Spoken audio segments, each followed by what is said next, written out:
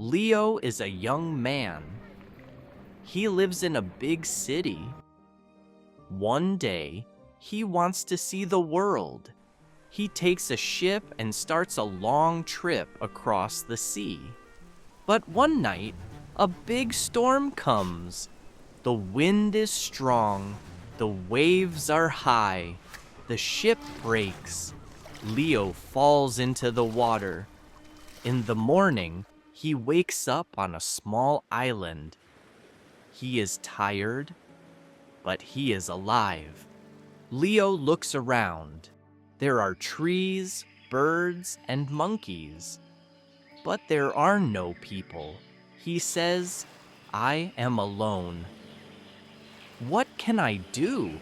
How can I come back home?" He finds wood and makes a small house. He makes a bed from grass. He eats coconuts and bananas.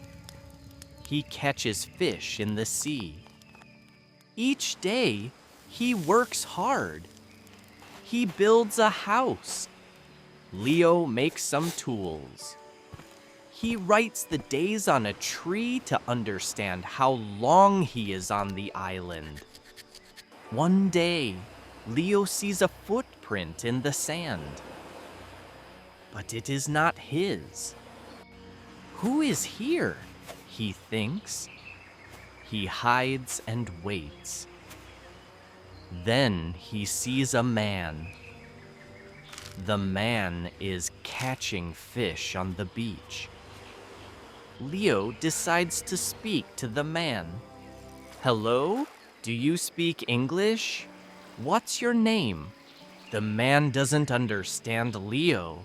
Leo calls him Naomi. They become friends. Now, Leo is not alone. After many months, a ship comes near the island. Leo and Naomi make a big fire. The people on the ship see the smoke. They come to the island. Now Leo can come back home, and his friend, Naomi, comes with him. Leo is happy. He says goodbye to the island.